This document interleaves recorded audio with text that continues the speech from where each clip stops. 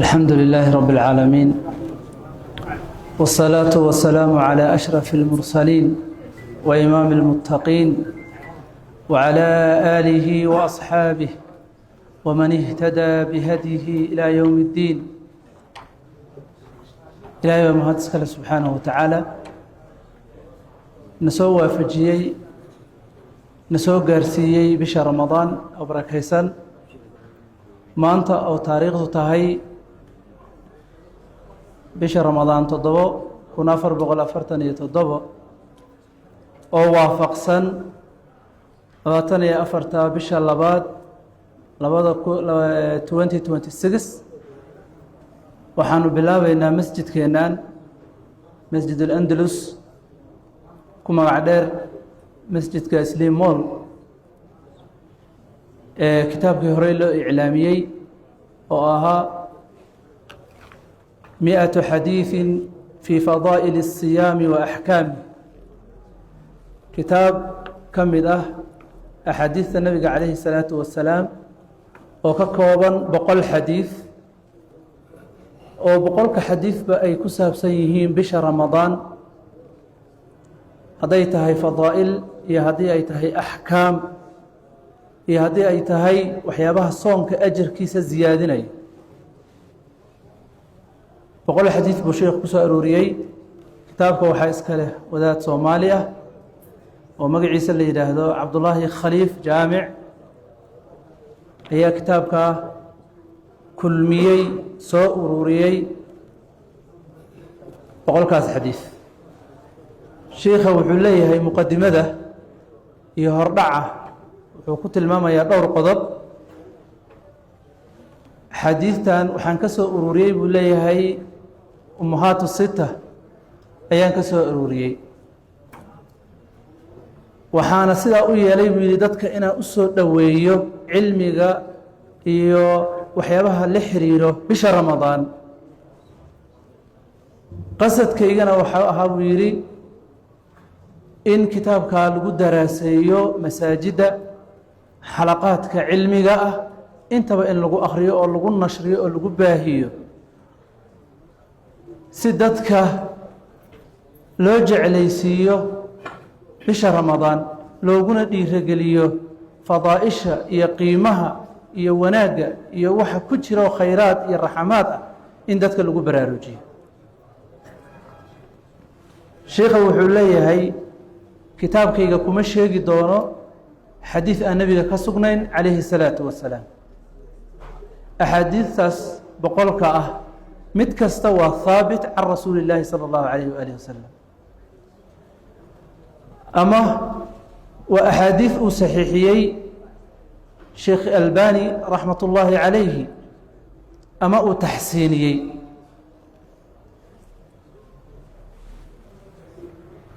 انت أن كتابك باللابن iyo axaadiidta sheekha uu soo ururiyey waxaan baraarujinaynaa laba mas'alo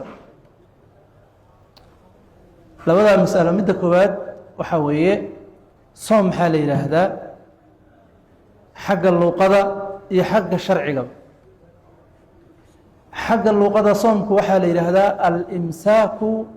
can al-muftiraat qofka inuu afka ka qabsado wax kasta oo soonka burin kara saadarteed carabtu waxay tiraahdaa fardihii wuu soomay markii uu ka tago uu iska daayo dananka iyo socodka iyo orodka markuu iska daayo hasa waxay yiraahdaan khaylun saa'im farda sooman ayib حق شرعه وحالي هذا صومك وإمساك مخصوص في زمن مخصوص في شخص مخصوص وإن وقفك كأفيسته إلهي درتينا وأفك أحرته وعنتدي يطعامك وكتغه يشهوديسي قدشدي وكتغه إلهي درتي سبحانه وتعالى في زمن مخصوص زمن يا وقت قارئ مر والبما وزمن قارئه وبشاس أيامات معدودات إلهي وقتل المام سبحانه وتعالى زمن كاس خاص كأوي في شخص مخصوص قف قارة يا عبادة الله إيمانية وإنه قف مسلم يهي قانقار وإنه يهي قرنسة في شخص مخصوص أيها لقربة عبادة داس وقت قادنا وحوك بالله يا سيد إلهي نوشي سبحانه وتعالى وكلوا واشربوا حتى يتبين لكم الخيط الأبيض من الخيط الأسود من الفجر وحوك بالله يا أولي الله سبحانه وتعالى عنا وعبا إلى ليلا كعداء وإذين عداء وإذين موقضه وهبين كي مالين كي كالبحان وفجر صادقة والضلاع ودشو إلى قرحة إيكاد عضوي علماء وحيت المامان مسألة اللبات صوم كاس حكم فربضا أيها كجرت أو اسكال ليها رمضان وحانو تلمامي دونا تضوى شيء سكوبا وضو المرأة إن شاء الله تعالى قضبك كوبات أما حكمة كوبات كجرته وحوية تحقيق التقوى الله سبحانه وتعالى إلهي سبحانه وتعالى تقوى ديسة يعبس ديسة إن الحقيقية وأنا مد إلهي سبحانه وتعالى آيات أكويري لعلكم تتقون كتب عليكم الصيام كما كتب على الذين من قبلكم لعلكم تتقون إن بغضان أيان ينكبوا واجبي بالله سبحانه وتعالى حكمة ضلبات وكجرته صمك وحوي وسر بين العبد وربه وعبادة سر أو قرصون أو كد حيث أدونك يربي سبحانه وتعالى وحكمتها علماء أي تلمامين بشر رمضان أي لا ذهيب أعماشك والظاهر وين موقتها الصلاة وين موقتها إن تكني سوال وأركا لكن عبادة صومك وسر قفك يربي كد حيث سبحانه وتعالى وعد والبئس أغان كرين طالعان كرين أركي كرين حكمة سدحات صومك ضدك وحو برا عدلك هي عدالة هي وحدة هي اسكو حرنانت بلشدنا اسكو حرنات محايا ليدتك وحي كتغيان عنتظي كتغيان في وقت واحد هل مرأة هل وقت أفرهيان أحددا أقرأها ما كان عضاء سمارت في وقت محدود waxaa laga qaadanayaa oo ku jirta xikmadda ku jirta waxay tahay in bulshada la baro midnimada isku duubnida wadajirka cadaaladda ayib cadaaladda waxa weeye waxay kaga jirtaa kii maalqabeenkaana wuu soomaya kii faqiirkaana wuu soomaya qof kastoo awooday dadka dhan waa ku wada siman yihiin soomaalit waa cadaalad waa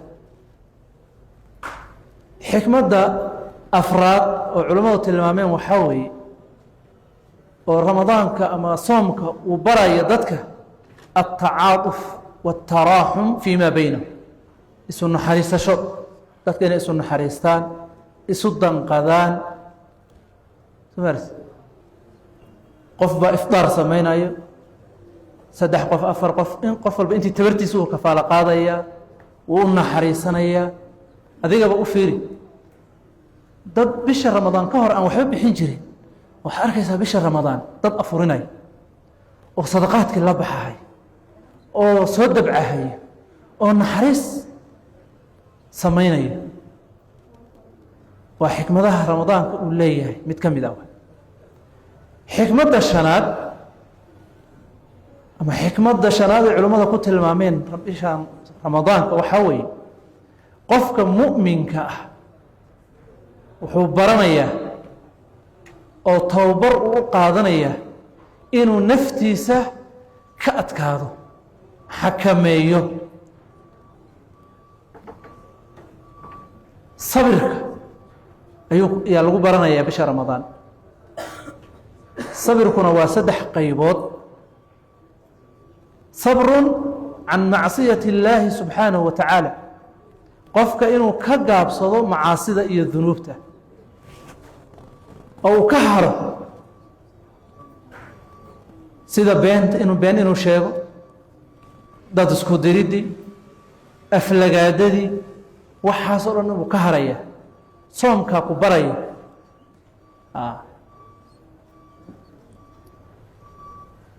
صبر كاللباد وصبر عن طاعة الله سبحانه وتعالى إلهي طاعة ديسة قفك إنه كصبره udulqaato qofka sooman uu taxamulaya dhibka soo gaarahayo haday tahay haraadka iyo oonka iyo rafaadka soo gaarahayo gaajada iyo baahida culayska waxaas oo dhan ku sabraya waa daaca rabbi subhanahu wa ta'ala sabrka qaybtiisa saddexaad waxa weeye waa sabrun ala aqdaari illah qofka inuu ku sabro qadarka ilaahay subhanahu wa ta'ala oo waxa kamid ah juuca iyo cadashka ka soo gaarahay cibaadada waxa weeyaan waa qadar ilaahay subhanahu wa ta'ala waa daaco ilaahay baa ku qadaray saacadahaas kooban inaad soonaato oon iyo dhibaato aad dareento qadarka in lagu sabro ayadana way ku jirtaa xikmadda lixaad oo soomku waa kasru shahwa soomku wuxuu jabiyaa oo hoos u dhigaa shahwada iyo rabitaanka qofka gaar ahaan dadka daa'irta ah waa nooc من العلاج والنوع دواء ويصوم وقفك وكل جبين كره هوس أو وجود كره شهوتي سي درين كيسة وكل جبين كره ومدي النبي صلى الله عليه وسلم قال يرد مركو لها هي لا دردار ما هي خطاب قال يرد النبي قال لها لا يدك ودنا ولو جيداي ولها حديث عبد الله بن مسعود يا معشر الشباب dhalinyaradu la hadlay nabiga kaleey salaatu wasalaam iyo daayirta qofkii aan guursan karin oo guur awoodin hasoomo nabiga kaleey salaatu wasalaam hayray fa innahu aqaddu lil basar wa ahsanu lil farj sumars hadithku noo imaan doona حكمة تضباط أو كجرت وحوية تعويد مؤمن على الإكثار من الطاعات قفك مؤمن كأه وحقا يعادك الإكتاه انت صومك اللي كجر أو كقاضنا إياه أو بطسنا إياه طاعاتك عباداتك مدى واجبك يكود ذاليه مدى الصنة يكود ذاليه sunnooyin dheeraad ah ayuu la imaanaya xikmadahaas oo dhan ayaa waxay ku jiraan soomka qofka u fiirsado bulshada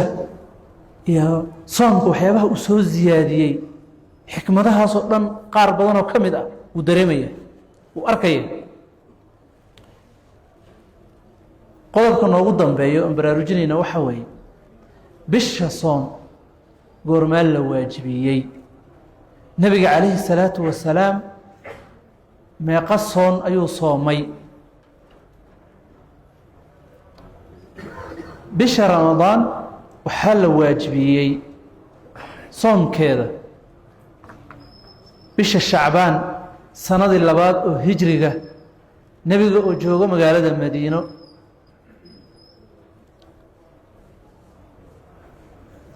nebiga meequu soomay sallallahu alayhi wa alihi wasallam nebiga wuxuu soomay 9 soom buu soomay طيب انت وهردعي iyo labadii mas'alo oo aan baraarujinay sheekhu kitaabku wuxuu ka bilaabay baabka koobaad at-targhib fi as-sawm wa bayan fadaa'ilihi at-targhib isjeclaysiin la isjeclaysiyo la isku booriyo fi as-sawm soomka iyo wa bayan fadaa'ilihi soomka fadaa'ishiisa oo la cadeeyo inta sheekha ka hadli doono asagoo soo qaadanaya axaadiista nabiga calayhi salaatu wasalaam عن أبي هريرة رضي الله عنه قال قال رسول الله صلى الله عليه وسلم رسولك الله وحيري قال الله وحيري عز وجل كل عمل ابن آدم عمل كيسودا له إساق إسكاله إلا الصيام صوم كمويه فإنه صومك لي أنو إيسقنا ذي أيدي الله سبحانه وتعالى وأنا أجزي به أنا نكأب المرينيو والصيام صومك جنة وقاشان فإذا كان يوم صوم أحدكم أحدكين صوم كيس هدو سقناضه كان ذا بمعنى وكان ذي تامضى هيدوه بمعنى ثبت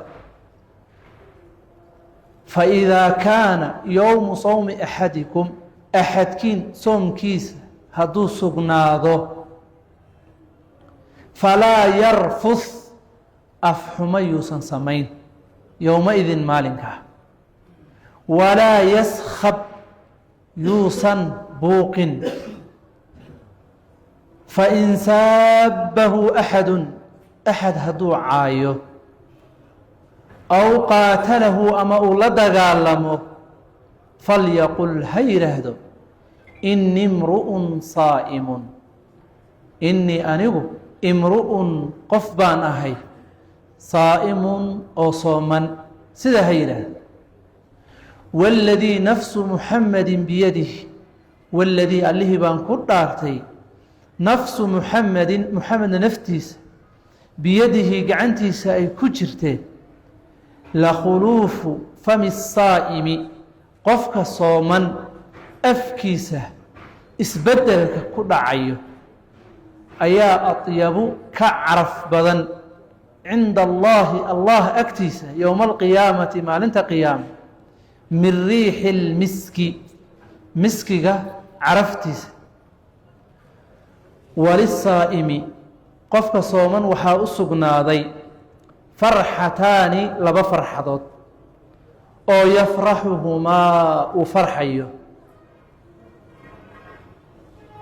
إذا أفطر هدو أفر فرح وفرحه بفطره أفرك سأيوك فرحيه وإذا لقي هديء لكل من ربه هدو لكل من فرح وفرحه بصومه صوم كيس أيوك فرحيه أخرجه البخاري ومسلم حديث وحصوص علي بخاري يا مسلم وحديث متفق عليه حديث نبي عليه الصلاة والسلام وحكوت المامية أصور ربي كوريني حديثكم هو حديث قدسي نبي ربي بكوريني حديث قدسي يا قرآن كان فروق دور أيا أحس وحاكمده قرآنك صلاة لو أخيها فاتحة والركن من أركان الصلاة كم يدوي وقفك تكنا يهدوسا الله إيمان صلاة سيما أصحيس سمرت حديث قدسي سيدا ماها صلاة قرآنك صلاة لو ما أخي farqiga labaad xadiiثu qudsiga noocyada xadiidka uu yeesho dhan ayuu leeyahay xagga sanadka markii laga hadlayo xadiiث qudsi ضaciif aad arki xadiiث qudsi xasana aad arki axkaamtii iyo asaaniiddii axaadiidta nebiga calayhi الsalaaةu wasalaam yaa la mariyaa qur'aanka laakiin sidaa maaha furuuq badan baa jirta labadaas iskaga soo gaabsanayna nebiga wuxuu leeyahay calayhi الsalaaةu wasalaam oo xadiidkan noogu tilmaamaya 7 arrimood ama 6 arrimood ayuu noogu tilmaamaya kow qeybta koowaad nebiga salى الlahu عalيه wasalam wuxuu yidhi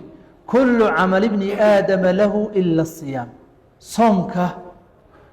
mooye acmaasha kale bini aadamka isagaa iskale soomka laakiin maya ilaahay baa iskale subxaanaه wa tacaala maxaa laga wadaa acmaasha kale soomku wuu ka duwan yahayo waa wax khaas ilaahay subxaanaه wa tacaala uu u leeyahay abaalgudkiisa ajarkiisa ilaahay baa garanaya subxaanaه wa tacaala xataa malaa'igta ma garanayaan acmaasha kale ilaahay subxaanaه wa tacaala malaa'igtu u tala saartay isagoo og